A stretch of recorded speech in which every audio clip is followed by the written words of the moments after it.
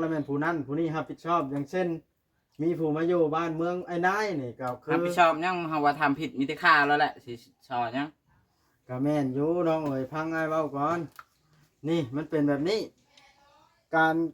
ที่มีคนไปอยู่ในบ้านนี่ต้องมีผู้รักผู้ใหญ่เป็นผู้ปกครองว่าง่ายๆซะเป็นพ่อเป็นแม่ผู้ปกครอง แต่ว่าคนในบ้านอันนั้นมันบ่คือ มี ฮู้ว่าเขาบ่ครับ เอาขอโทรคุยกับเขาเมื่อเช้านี่ เจ้าคุยกับนายบ้านยังดี คุยกับบ่าวพรเพราะว่า โอ้ย บ่าวพรก็เว่าในบ้านเว้าเด้ มันคนละเรื่องคันเดียวขู่กับพี่วันมันในบ้านเองรู้แล้วไปเว้ากับคนละคนมันก็ให้มันขู่ว่าให้เฮากล้ามึงอ่ะ แล้วเราคิดแบบนั้นบ่ คันเดียวขู่แล้วมาคุยกับนายบ้านนี่ เมื่อก็ต้องมีผู้เซ็นว่า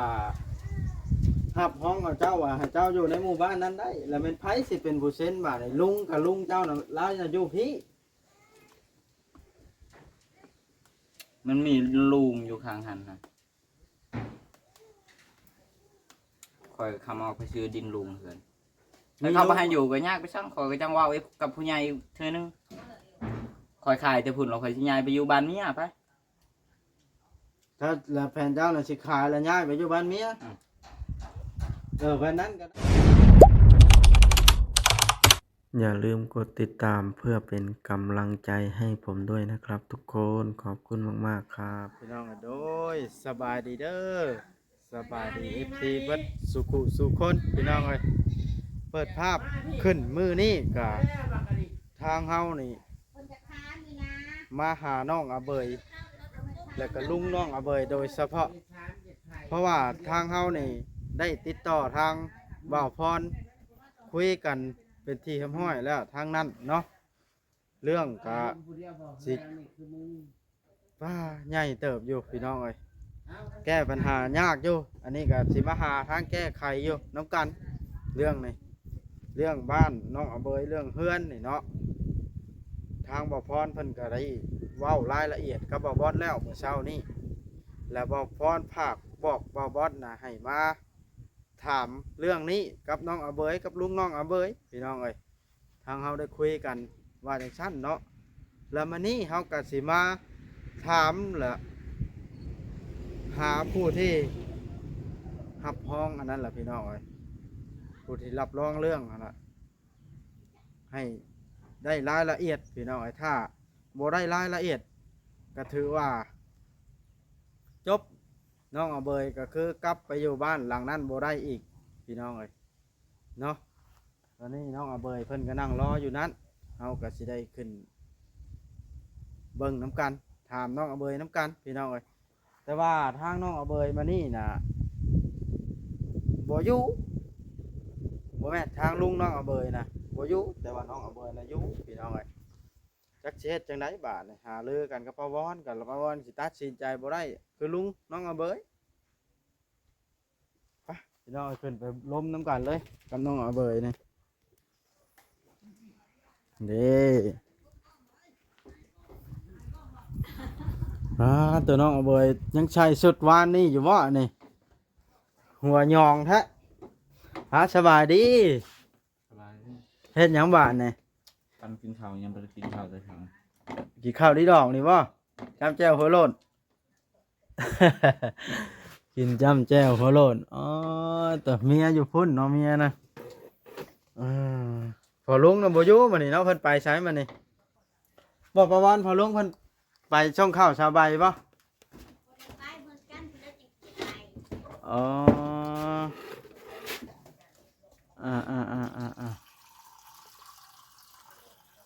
กินข้าวน้องเอาเบยกระดาษจ้ำแจ่วเป็นไหนทางแม่ใหญ่จะดีเพิ่นโทรมาอยู่บ่ โทรมาอยู่ คุยกันอยู่กับเพิ่นเนาะ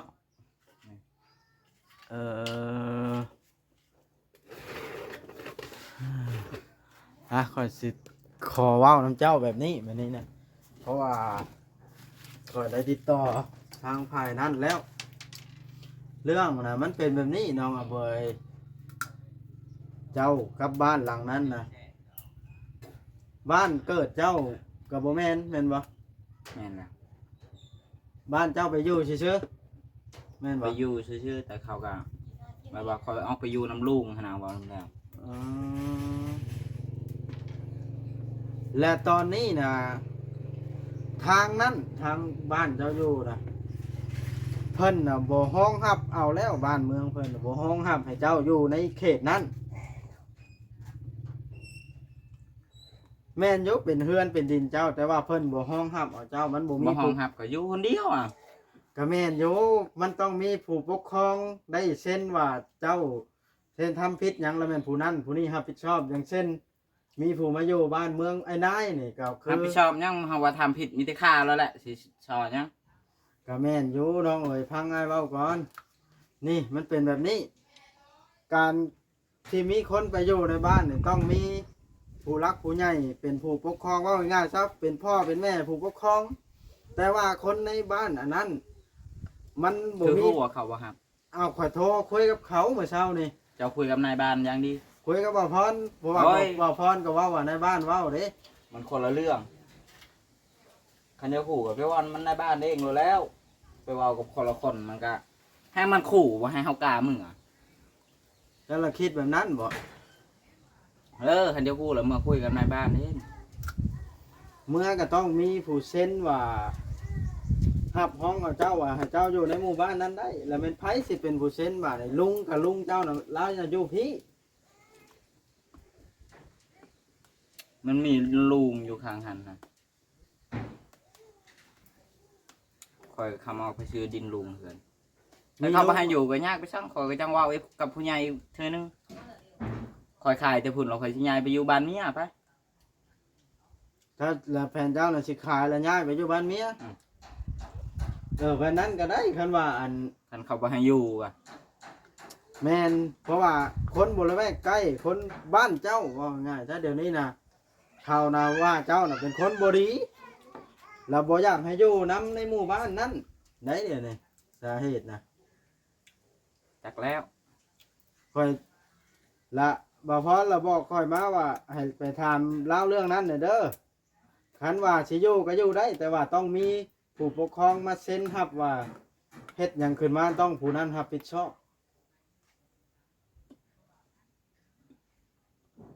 มันแบบนี้ได้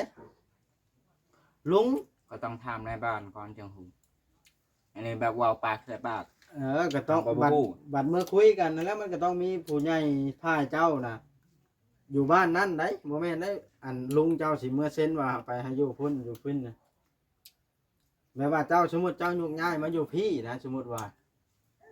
แล้วแม่นได้ลุงเจ้าห้องห้ามเอาว่า เจ้าลุงน่ะเอาคนมาอยู่แล้ว มันแบบนี้นะ มันบ่เกี่ยวหรอก เจ้าเข้าใจบ่เดี๋ยวนี้น้องอเบยมันบ่เกี่ยวแบบใด คอยบอกคอยใหญ่ที่แบบว่าเขาไม่ได้เฮ็ดผิดหยังอะเขาคือมาไล่นี่กันคัก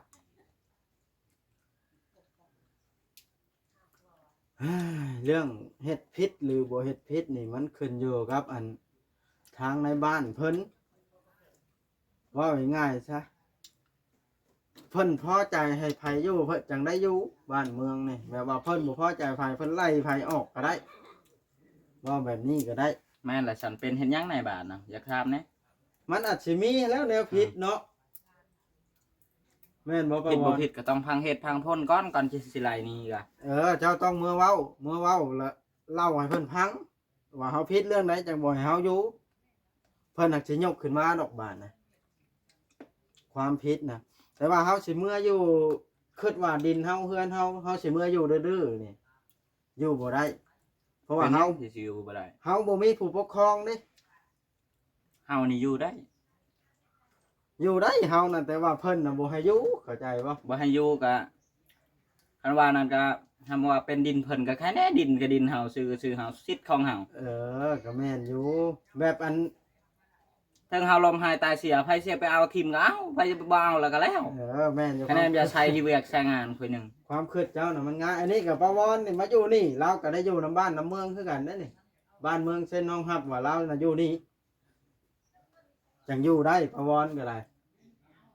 บ่แม่นได้ว่าคือจะอยู่ใช่แล้วอยู่ได้น่ะต้องได้แจ้งเขตว่า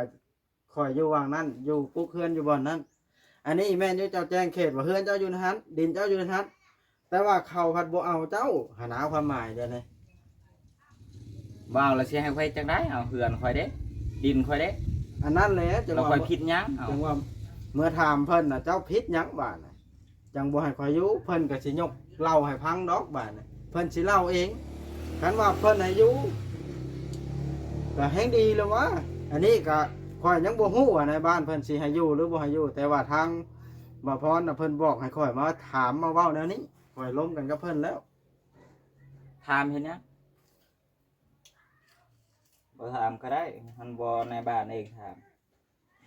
เขาบ่จักแนวเล่าดอกเขาเป็นแบบนี้ แล้วทางผู้ใหญ่เพิ่นนี่ให้มื้อล้มกันมื้อใดซะ มื้อใดก็ได้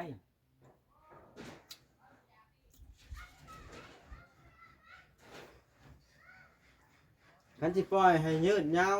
หึงแบบนี้เรื่องมันก็บ่จบจักเทื่อเด้นี่ บ่เฮิงดอกข่อยก็สิได้ย้ายออกไปแล้วตอนเที่ยงจังหน่อยข่อยก็สิบ่ได้อยู่นี่แล้ว เป็นอะไรจังบ่ได้อยู่ในนี้ บ่ได้อยู่แล้วสิออกไปหาเฮ็ดเวียกเฮ็ดงาน ได้เงินแล้วข่อยสิมื้อไผสิฆ่าข่อยก็ฆ่ามัน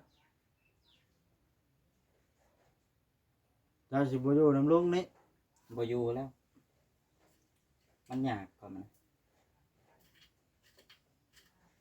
แล้ว อีหยังก็คือว่าหลายคัก ถ้าเกิด เรื่องมันแฮงสิยาวหันก็บ่เมื่อเองนำบ่ได้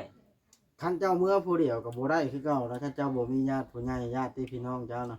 หรือเจ้ามีไว้ล่ะบ่ มีบ่มีข่อยก็สู้คนเดียวนะ โอ้ยน้องเอาเบยเว้าง่ายโพดบ่มีใครสู้ผู้เดียวได้ดอกคนในโลกอันนี้ในเมื่อเฮามีญาติพี่น้องอยู่นี่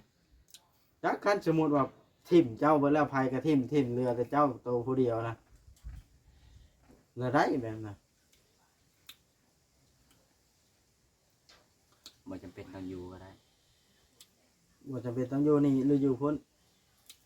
อยู่ใส่ก็คือกัน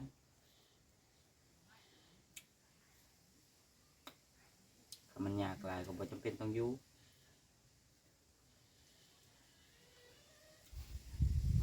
เพราะว่าเรื่องเงิน15 ล้านเพิ่นว่า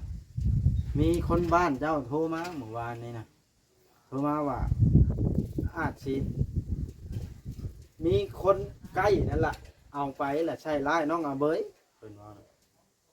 อันนี้ก็มีเหตุผลอยู่ที่เพิ่นเล่าให้ฟังนะ เราค่อยผิดหยังจะว่าสิไล่ให้เงินค่อยออกไป อันนี้ข่อยก็ยังบ่ฮู้นํตัวนี้นะเรื่องเจ้า ไปก็บ่เป็นหยังเนาะมีแต่ค่อยสิคุยกับผู้ใหญ่อีกเทื่อนึงค่อยจะสิฮู้ จะต้องมาคุยกับผู้ใหญ่ในบ้าน ข่อยบ่คุยกับนายบ้านนายแบนฮะข่อยคุยกับคนอื่นนี่แหละเขาบ่ให้อยู่ก็มีแต่ค่อยขายออกข่อยบ่ยากอีก แต่ว่าเรื่องขายนี่ก็ต้องเบิ่งลายลักษณ์อักษรคักๆก่อนว่ามันเป็นชื่อของเจ้าผู้เดียวบ่ ใบตาดินหันยืนยันได้ว่าเป็นชื่อของข่อยบ่เชื่อไปเอาลำพูที่ฮะชื่อดินหันปะ ไผเป็นผู้ถือไว้เดี๋ยวนี้ นำมีแม่หันใบหนึงแล้วก็นำลุงหันใบหนึง เออ ลองไปเบิ่งอันเดียวเห็นก็ซื้อข้อยคนเดียวหมด อืม แม้แต่เฮือนหันก็ซื้อข้อยคนเดียวบ่มีไผไปเข้านํ คันแบบนั้นล่ะได้อ๋อเลยเจ้าขายได้เจ้ามีสิทธิ์ขายได้ แต่ข่อยต้องร่วมกับผู้ใหญ่เขาผู้เฮ็ดเฮือนให้ก่อน ล้มผู้เฮ็ดเฮือนผู้ซื้อดิน ถ้าเกิดว่าตามที่อันข่อยได้ยินมาเขาเจ้านี่บ่ห้องครับเอาเจ้าจักคนแล้วอยู่เพิ่นนี่ก็จำเป็นได้ขายเมื่ออยู่เฮือนเมียเนาะ แม่นน่ะ เมื่อซื้อดินอยู่น้ำเมียอันนั้นก็ต้อง เมื่อเว้าอีกเทื่อนึงเนาะ แม่นน่ะ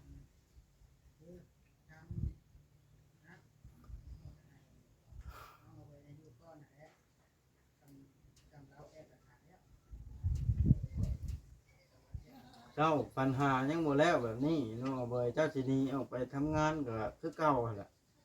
เจ้าพักก้อนใดๆก็ได้อยู่นี้เพราะว่าข้าวก็กินข้าวที่ผู้ใหญ่ซื้อมานี้ แม่นแหละ สะก้อนซ้ำเพิ่นบ่ให้อยู่ซ้ำแก้ปัญหาแล้วนะคือจะเว่าแล้วก็สมมุติว่าบ่มีไผห้องห้ามเอาเจ้าอยู่หั่นเจ้าต้องจำเป็นต้องได้ขายเพราะว่าเฮาบ่ขายเฮาก็เมื่ออยู่บ่ได้เด้เพราะว่าเพิ่นบ่ให้เฮาอยู่แม่นแล้วว่าเราต้องขายเอาเมื่อซื้อที่อยู่บ้านเมีย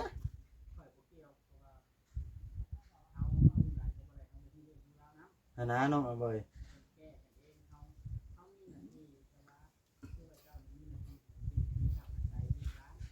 เจ้าเราต้องหาวิธีเองบ้านะมันบ่จักแนวเลยเด้ล้มกันกับลุงเจ้าล้มกันกับลุงว่าในไรจ้ะเรื่องบ่ได้ ยัง ล้ม บ่ เล ได้ ย ลม อืมแล้วผู้ใหญ่เพิ่นโทรมาเพิ่นว่าในไรนะจ้ะ เพิ่นหาอยู่เพิ่นยังติดต่อหาอยู่ มันติดต่อหาผู้ใหญ่บ่ ข้อยก็ยังบ่ฮู้คือกันว่าเรื่องมันสิเป็นจังไดนะถ้าบ่ออกจากปากในบ้านไผสิเว้าในใดข้อยก็บ่เชื่อดอก ต้องเจ้าต้องพังในบ้านเองเนาะ แต่สิเว้าจนปากเละปากเปื่อยข้อยก็บ่เชื่อดอกถ้าบ่ออกจากปากในบ้านนี่ จักสิว่านั่นได้ละน้องๆเอาเว้ยยุ่งยากขนาดเนาะ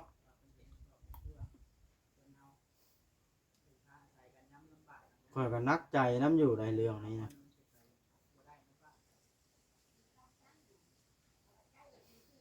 แต่เก้าน่ะไผจะห้องห้ามเอาเจ้ามาอยู่ในหันนะน้องเอาเว้ย ก็ลุงนั่นแหละ ลุงหยัง ผู้ ล่ะ ที่ขายดินนั่นแหละ ลุงบุริขายดินนั้นเนาะคันสมุดมาอยู่ก็ให้ผู้นั้นแล้วเสียห้องห้ามเอาคือเก่าคันเฮาเฮ็ดผิดเฮ็ดหยังก็บ่ให้เจ้ารับผิดดอกเฮาสิรับโทษเอง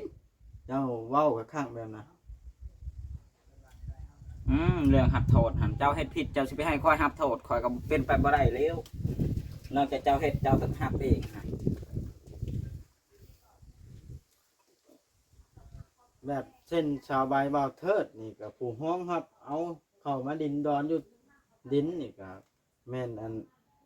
พอลูกแพทย์นี้เป็นผู้ห้ามเอาอันนี้นะ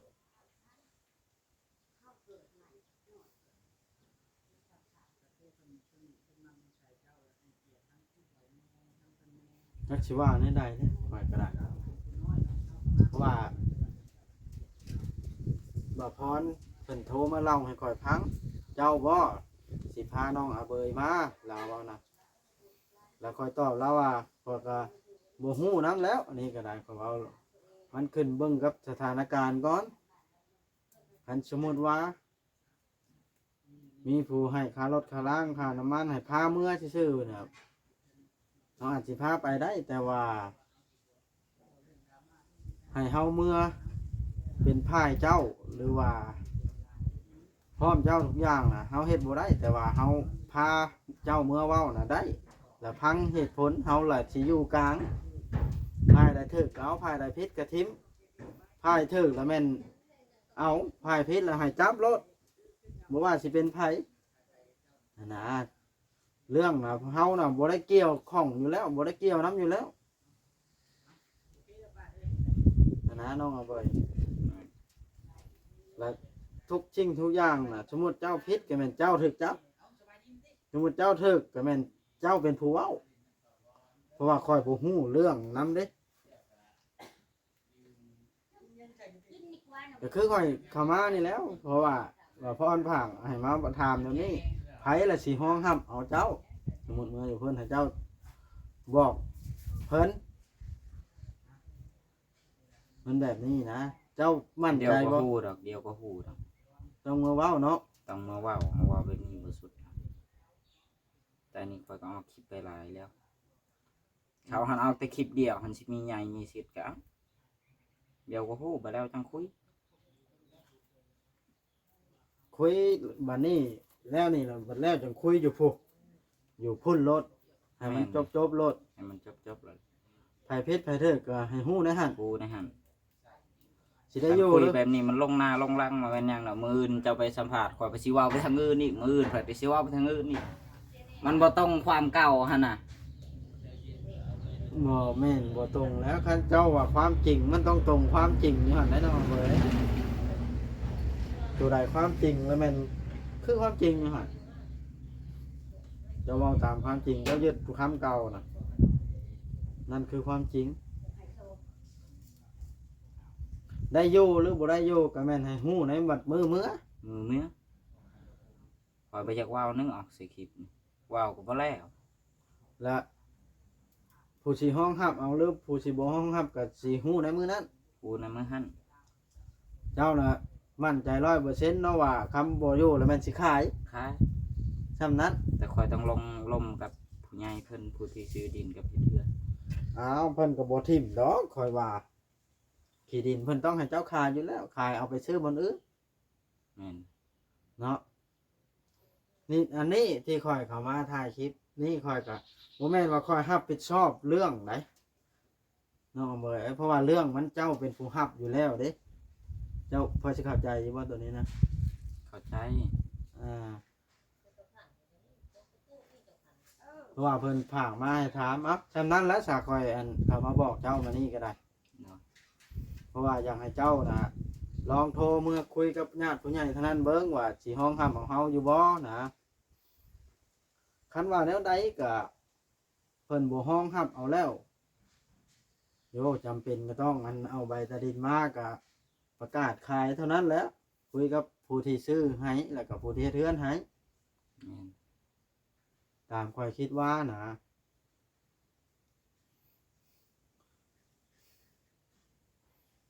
แต่ว่าเรื่องสิมีคนห้องห้ามเอาหรือบ่มีก็ข่อยก็ยังบ่มั่นใจ100%เพราะว่าข่อยได้ยินกับเจ้าบอกข่อยมาซื่อๆอันนี้ก็ได้เพราะว่าเจ้าก็บ่ทันได้มือคุยอยู่พุ่นนะเนาะเอ้ยเอาจังใดก็สู้ๆน้องเอาเบยเอาความจริงเป็นแม่น แม่นเลย อ่า เอาความผิดมาเป็นแม่นบ่คือ เอา ผิดอีแหละ พี่น้องเลยคลิปนี้ก็ได้สิได้ขอจบคลิปลงสักก่อนเพราะว่าทางเฮาก็จักสิว่านะได้ละโบแม่นพร้อมข้างนั่นข้างนี้เนาะว่าเพิ่นภาคถามมานะพี่น้องเลยเนาะเอาโอเคบ่านี่พี่น้องเลยจังใดก็ขอให้ทุกท่านพิจารณาเบิ่งเรื่องนี้ก็ได้เนาะสำหรับคลิปนี้ก็ผิดพลาดประการใดก็ขอโทษขออภัยนำหลายๆพี่น้องเลยทางบอบอสก็สิได้ขอจบลงแล้วเข้ามาแจ้งน้องอาเบยตามที่บ่อพรเพิ่นบอกมาพี่น้องเพราะว่าเพิ่นผากมาให้มาบอกบ่น้องอาเบยนะว่าจังชั้นนะเฮาก็ทางเฮาก็จักสิว่าได้ละพี่น้องกันสิบ่ถ่ายเลยน้องอาเบยลงให้ FC เบิ่งก็ เพิ่นมาอยู่ในเขตที่เฮาทำงานอย่างเช่นเฮาเข้ามาทำงานน้องอาเบยก็มาอยู่ในเฮือนป้าวอนนี้มาอยู่กินข้าวที่ผู้ใหญ่เพิ่นซื้อมาหันนะเฮาก็เลยจำเป็นต้องถ่ายลง เพื่อให้น้องอาเบยได้มีโอกาสอธิบาย ถึงสิความจริงหรือบ่แม่นความจริงก็แล้วแต่น้องเพิ่นอันนั้นก็ได้เพราะว่าน้องเพิ่นอธิบายออกมาแบบใดก็แล้วแต่การตัดสินใจน้องเพิ่นพี่น้องเอ้ย โอเครอเบิ่งในคลิปต่อไปบัดพุ่นละพี่น้องเอ้ยเมื่อเว้าความกันพุ่นละจังสิฮู้ว่าน้องอาเบยสิได้อยู่บ้านนั่นหรือบ่ได้อยู่ก็ต้องรอเบิ่งอยู่ในมือนั่นเลยเนาะยุ่งยากหลายพี่น้องเอ้ยจักสิเฮ็ดจังใดเรื่องนี้ก็ได้เอาบ๊ายบายคลิปหน้าจังพ่อกันเนาะพี่น้องรอติดตามเด้อพี่น้องเด้อ